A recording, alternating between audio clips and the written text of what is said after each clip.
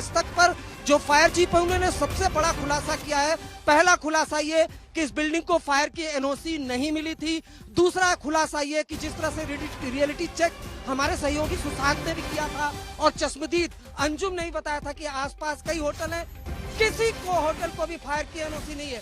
यानी यहाँ पर जितने भी होटल है, ज्यादातर होटल खासतौर से इस इलाके में वो अवैध तरीके से चल रहे हैं। अब सबसे बड़ा सवाल यह है कि अवैध तरीके से ये होटल चलाया जा रहा था तो क्या उसके बावजूद भी गैर इरादतन हत्या का मामला दर्ज होगा? सर, क्या फायर डिपार्टमेंट कोई ड्राइव चलाता है दिल्ली में चेकिंग के लिए कि किस होटल को, किस रेस्टोरेंट को फायर की एनओसी है या नहीं है?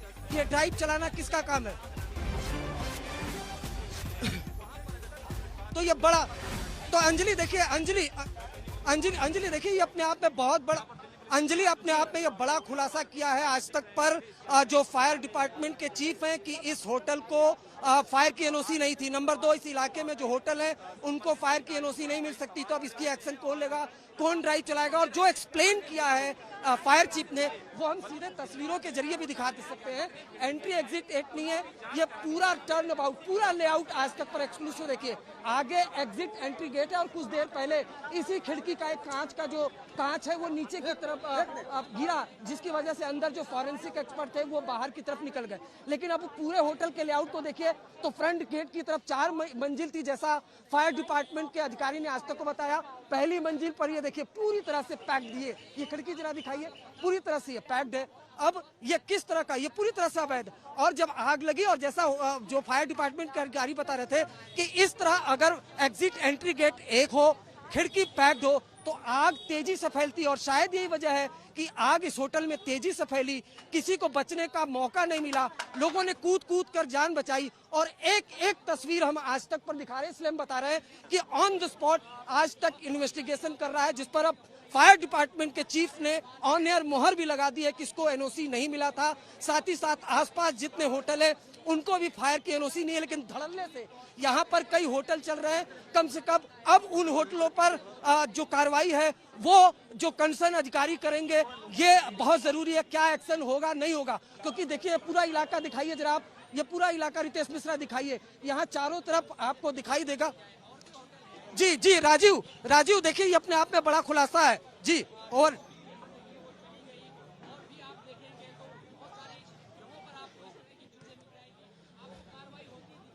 बिल्कुल अरविंद, बिल्कुल बहुत बड़ा खुलासा हुआ है और आज तक इन खुलासों पर लगातार सवाल पूछता रहेगा। सिस्टम को लगातार हम जो है सवाल पूछकर जागरूक करने का प्रयास करते रहेंगे कि अब नहीं तो कब। इतने सालों से कुछ भी नहीं बदला। हम एक बार फिर से उस जगह की तस्वीर दिखाते हैं। ये वो होटल है। अब आप देखिए किस जगह पर ये लोकेटेड है। सामने की तरफ पूरी तरह से गली बंद, हाँ बगल में एक बिल्कुल पतली सी गली जाती है और शायद ऐसा लगा होगा इस होटल मालिक को कि यहाँ कौन ही देखने के लिए आ रहा है और सिस्टम तो अपनी जेब में है। सिस्टम जेब में है तो अपने को कोई दिक्कत नहीं है और कोई दिक्कत नहीं, कोई परवाह नहीं। ऐसा तो चलता भी आ रहा है हमारे समाज में बहुत समय से, हमारे सिस्टम में। और यही सबसे बड़ी समस्या के कारण भी है कि यही इस तरह की अनियमितताओं को बढ़ावा देता है, यही इस तरह के भ्रष्टाचार को बढ़ावा देता है। और फिर एक दिन ऐसा आता है जब उसमें कुछ लोगों की जान चली जाती है, तब सवाल खड़े होते हैं, तब सिस्टम को लगता है कि ये तो बहुत बड़ी घटना होगी, अब हमको सक्रिय होना चाहिए, हमको जागना चाहिए। हिमांशु, जगाने के कई मौके आए हैं, दिल्ली में भी आए हैं, पहले भी आग की घटनाएं हुई है, लेकिन ये सिस्टम तब भी नहीं जागा। क्या इन 21 मौतों के बाद जागेगा?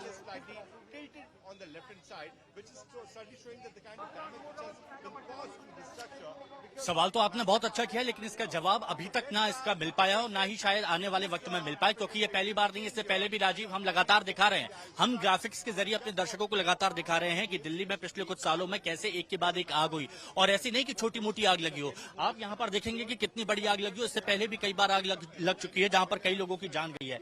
अब ज्यादातर क्या होता है दिल्ली में, आप देखेंगे इस तरह की तंग बस्तियां हैं, आप तारों का मकरजाल यहाँ पर देख सकते हो। और ऐसा नहीं है हर जगह पर, आप जैसे यहाँ पर देखिए, आप यहाँ पर देखिए, ये इस जगह पर आप देखेंगे तो इस तरह से तारों का मकड़जाल जगह जगह लगा रहता है। अब ये ऐसी तंग गलियां हैं, इन तंग गलियों में से लोगों का आना जाना यहाँ पर रहता है, और जब इस तरह से हादसा होता है तो फिर आग बुझाने में बहुत दिक्कत आती है। और दिक्कत ऐसी आती है कि अगर आप थोड़ा सा आगे देखिए, ये फॉरेंसिक की टीम जो आप देख रहे हैं यहाँ पर, CDSL की टीम है, उसके ठीक आगे आप यहाँ पर देखिए कि वो सीढ़ियां लगाकर जो ऊपर जो नुकसान हुआ है या फिर जो मलबा लगातार गिर रहा है उसको ढहाने की कोशिश की जा रही है। और वो जो गद्दे वद्दे हैं ये आप देख सकते हैं कि यहाँ पर इतनी तंग गलियों में जहाँ तारों का मकड़जाल है, ऐसी जगह पर जब एम्बुलेंस आती है, आग लगती है, वो भी आग कब लगती है? जब इतनी लापरवाही के बाद, जब NOC नहीं मिल पाती, जब कहीं कोई दिक्कत, जब कोई नियम कायदे कानूनों का पालन नहीं किया जाता, और फिर जब आग लगती है तो फिर लोगों को बचाना बहुत मुश्किल हो जाता है। और जब लोगों को बचाना मुश्किल हो जाता है तो उस वक्त आपकी तस्वीरें यहाँ पर आप देखेंगे कि अभी यहाँ पर कह दिया गया है कि दिल्ली पुलिस की सीमा है, इसके पार कोई नहीं जा सकता, लेकिन यहाँ पर कई लोग रह रहे थे, वो लोग थे जिनके अपने अस्पताल में इस वक्त इलाज चला रहे थे, और अब देखिए नहीं रहे। 21 लोगों की जान जा चुकी है। बहुत से लोग ऐसे हैं जो अभी वेंटिलेटर पर है, जो जिंदगी और मौत के बीच में है। अब यहाँ पर सभी साक्ष्यों को यहाँ पर समेटा गया। ये देखिए, ये CDSL फॉरेंसिक की टीम यहाँ पर मौजूद है। और एक बार फिर राजीव का रुख कर लेते हैं। राजीव आपके पास क्या खबर है? से नीचे गिर रही है, अभी पूरी तरह सेटल नहीं हुआ। जब ये सेटल हो जाएगा तो हम इसको एग्जामिन करके दोबारा रिपोर्ट देंगे। सर एक चीज, सर इस पे, अच्छा बेसमेंट में कई सारे लोग फंस गए थे, बेसमेंट में क्या हाल, क्या था वहाँ पर? बेसमेंट तक नहीं पहुँच पा रहे हैं, इसमें हम कल पहुंचेंगे वहाँ पे। अच्छा, एक और बड़ी खबर हिमांशु, हमने फॉरेंसिक के अधिकारियों से बातचीत की है जो अभी अंदर से काम करके निकले हैं। अभी आपने भी एक तस्वीर दिखाई थी, ऊपर से कांच टूट कर गिर रहा था। फॉरेंसिक के अधिकारी भी यही बता रहे हैं कि ऊपर से कांच टूट कर गिर रहा है, हमारे लिए बड़ी मुश्किल है अभी। वो ये भी कह रहे हैं कि अभी आज कंप्लीट नहीं हुआ काम, कल एक बार फिर से आएंगे, एक बार फिर से चेक करेंगे। शायद वो उम्मीद कर रहे होंगे कि चीजें थोड़ी सी स्टेबल हो जाएं, जो भी टूटना बिखरना गिरना होगा वो एक साथ गिर जाएगा। शायद वो इसका इंतजार कर रहे हैं। मैंने ये सवाल भी पूछा कि बेसमेंट की क्या सिचुएशन थी, आप गए थे तो राजीव जो आप बता रहे थे, यानी कि फॉरेंसिक की इतनी टीम, इतने अधिकारी पहुंचे, उनको भी अभी इतना समय लग रहा है। कई घंटे वो भीतर थे फॉरेंसिक की टीम। हिमांशु और हमारे साथ जी हिमांशु, जी हिमांशु। राजीव जिस बात का आप जिक्र कर रहे थे वही मैं आपको यहाँ पर बता दूं कि वो देखिए, आप येलो कलर की जो सीढ़ी लगाई गई है, और वो आसपास में जो भी आप देख रहे हैं कि फायर फाइटर्स जो यहाँ पर मौजूद हैं वो वहाँ पर यही देख रहे हैं, क्योंकि सामने वाली गली में यहाँ पर आप देखेंगे लोग रहते हैं, तो उनको वहाँ पर बचाना है, क्योंकि कोई नीचे ना, बहुत सारे लोग वहाँ पर खड़े हैं, तो ऊपर से अगर कोई मलबा गिरे और किसी को चोट ना लगे तो अभी सावधानी ये बरती जा रही है। इसीलिए इस पूरे इलाके को पूरा सील कर दिया है। सिर्फ वही लोग हैं, और उनमें भी आप देखेंगे पूरे सेफ्टी इक्विपमेंट्स को यूज करने के बाद वो लोग वहाँ पर पहुंचे हैं कि अगर ऊपर से कुछ गिरता है तो यहाँ पर उसको हटाया जा सके। नसेनी लगाकर, सीढ़ी लगाकर उसको हटाया जा रहा है, और लोगों को बिल्कुल आवाजाही यहाँ पर बंद कर दी गई है। अब ये पूरा इलाका घेर लिया गया है। जो आप यहाँ पर बता रहे थे, जो जानकारी आप दे रहे थे कि लापरवाही तो हुई है, और ये लापरवाही अभी नहीं, पहले से होती आई है, लेकिन बंद हो जाएगी, इसका जवाब अभी नहीं मिल सकता है। क्योंकि हर दिल्ली में थोड़ा सा अगर आप कहीं पर भी चले जाएंगे, वहां पर ऐसी तंग गलियां हैं, वहां पर ऐसी छोटी बस्तियां हैं, वहां पर 5 कमरों के नाम पर 20-20, 15-15 कमरों के होटल खोल दिए गए हैं। और ये सिर्फ साकेत हॉस्पिटल की बात नहीं है, एम्स और आसपास के इलाकों में आप जाएंगे जहां पर बड़े हॉस्पिटल है, दूर दराज से लोग जहां पर आते हैं इलाज कराने के लिए, उनके परिवार के लिए कई दिनों तक जिनका इलाज चलता है वो इसी जगह पर रहते हैं। ज्यादा पैसे नहीं रहते हैं तो उसके बाद कहीं वो छोटे इलाकों में रहते हैं, छोटे होटलों में रहते हैं, एक कमरे में 4-4, 5-5 लोग रहते हैं।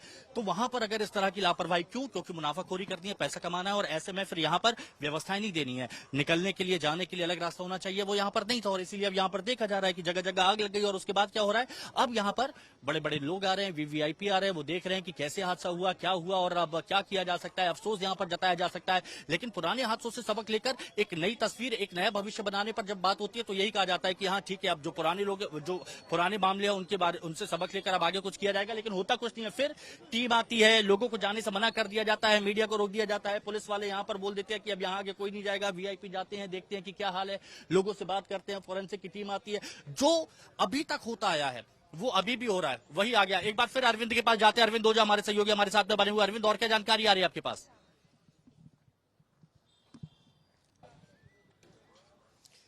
देखिए, इस पूरे हादसे में 10 लोग घायल है, 10 पुलिसकर्मी भी घायल हुए हैं हिमांशु। अभी जो दिल्ली पुलिस के अधिकारी हैं उनके जरिए जानकारी आई, उनको एम्स में भर्ती कराया गया। अंदाजा आप लगा सकते हैं कि मैसिव रेस्क्यू ऑपरेशन चलाया गया था इसमें। और जरा मैं आपको डिस्टेंस से, जरा आप ये देखिए, चूंकि फायर चीफ ने इस बात का खुलासा किया है तो जरा मैं आपको दिखाता हूं कि होटल के अंदर का जरा नजारा देखिए। आप जरा खिड़की अंदर से कोशिश करिए रितेश जी, ये 2nd फ्लोर की जो खिड़की है वो दिखाने की कोशिश करें। लोग किस तरह से जो खिड़की है उसको तोड़े हैं।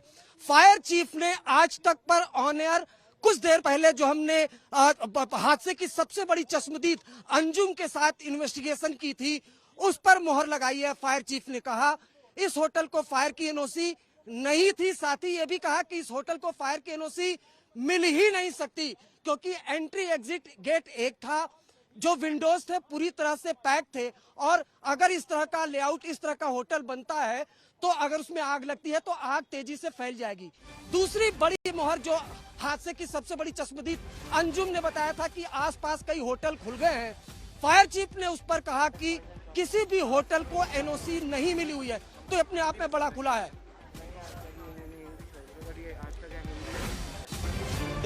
ओके, बिल्कुल अरविंद, सवाल बहुत सारे हैं और एक्सपोज कर दिया है, अब खुद अधिकारियों ने ऑन कैमरा एक्सपोज कर दिया। कोई जो है एनओसी था नहीं, अब एनओसी नहीं था तो कैसे चल रहा था होटल, कब होगी कार्रवाई, सबसे बड़ा सवाल रहेगा।